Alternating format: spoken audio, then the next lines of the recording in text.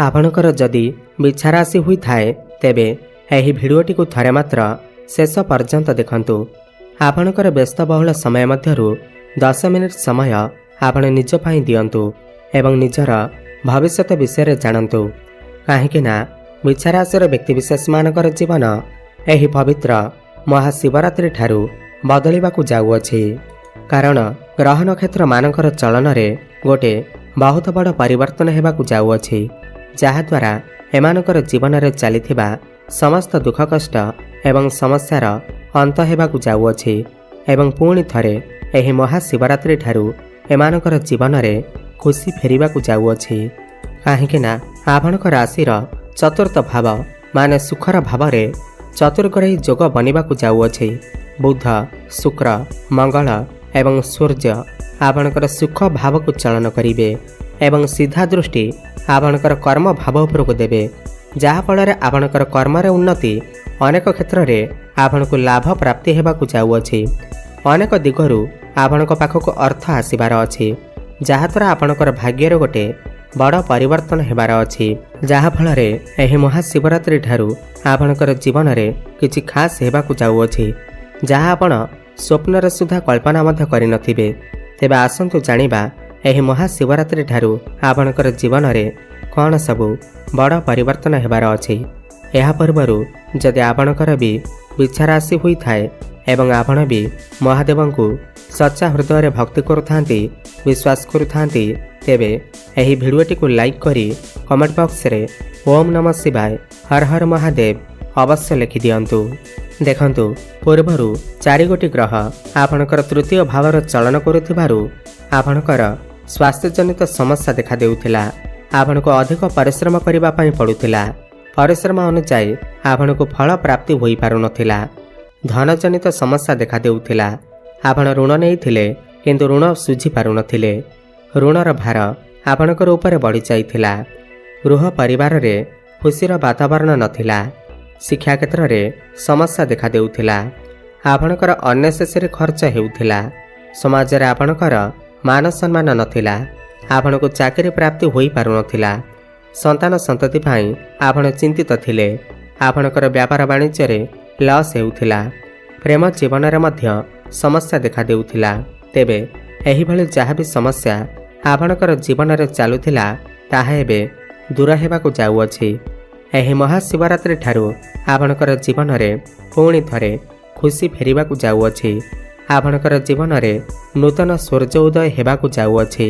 देखंतु एही महाशिवरात्रि ठारू आपणकर चतुर्थ भावकू माने सुखर भावकू 4 गोटी ग्रह चलन करुछंती। शुक्र एवं बुध लक्ष्मी नारायण राजयोगर निर्माण करुछंती, जहा फल एही महाशिवरात्रि परे आपण किछि भूमि, जमी, प्रॉपर्टी किमा नूतन जानवाहन क्रय करि पारंती। आपणको समस्त भौतिक सुखर प्राप्ति हेब। दीर्घ दिनर मनर इच्छा आपणकर पूर्ण हेब। मांकर स्वास्थ्य जदि किछि समस्या थिला ताहा मते दूर होई जिव। समस्तक सहित आपणकर संपर्क बहुत भल रहिब।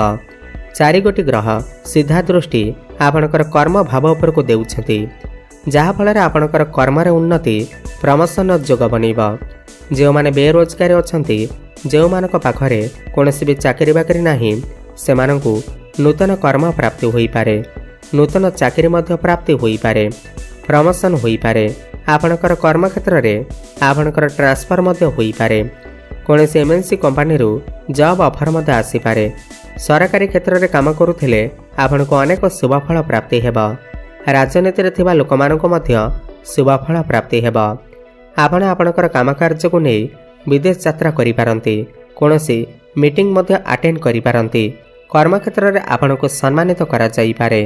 समाज रे आपणकर लोकप्रियता बढ़िब। मान सम्मान बढ़िब।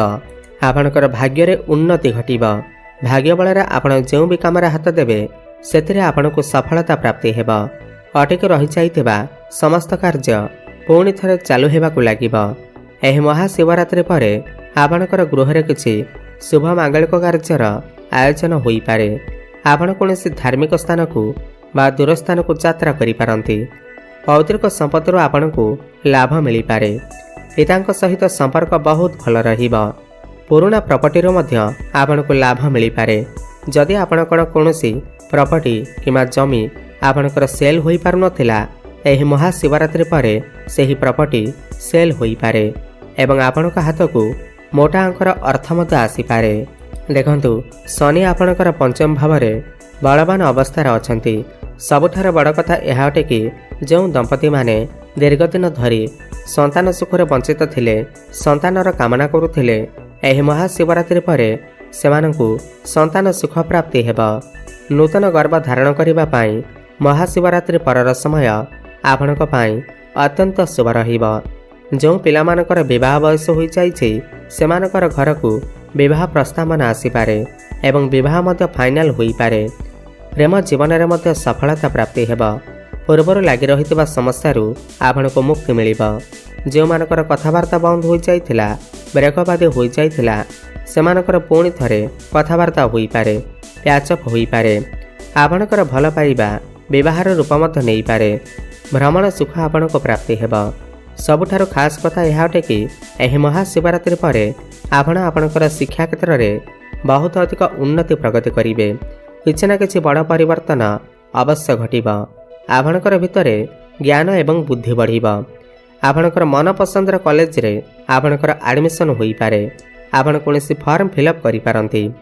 सूर्य केंद्र रे अवस्थान करिथिबारु एही महाशिवरात्रि परे जदि आपणकर किछि एग्जाम अछि किमा आपण कोनोसी कॉम्पिटिटिव एग्जाम देउछंती तेबे सेथिरे आपनको निश्चिंत भाव में शुभफल प्राप्ति हेब।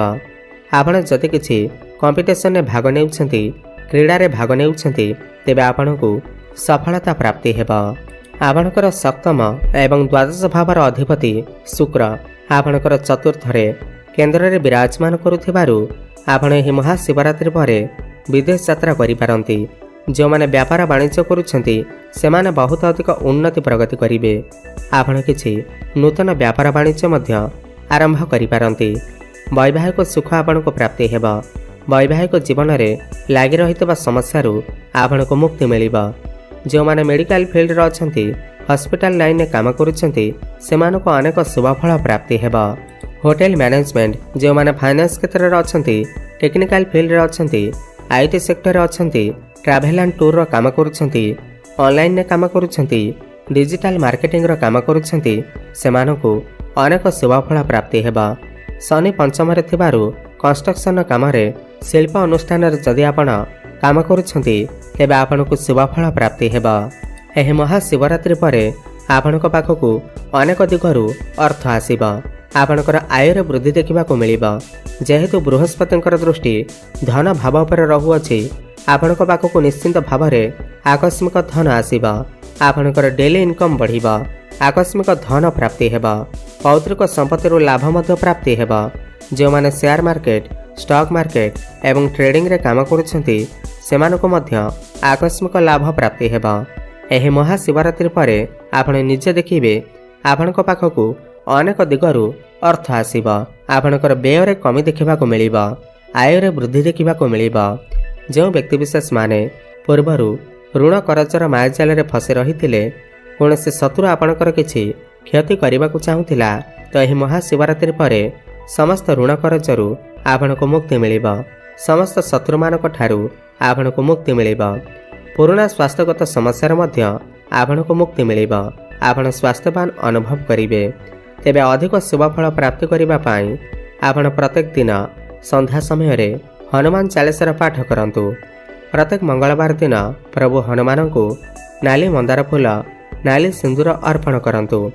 प्रत्येक दिन सूर्य को जलार्घ्य अर्पण करंतु एवं ओम नमः शिवाय एही मंत्रर अधिकरु अधिक जप करंतु एवं मंगलवार दिन ब्राह्मण को मसूर डाली दान करंतु। शुभफल प्राप्ति हेबा सहित आपणकर भाग्य रे उन्नति आसीब। धन्यवाद।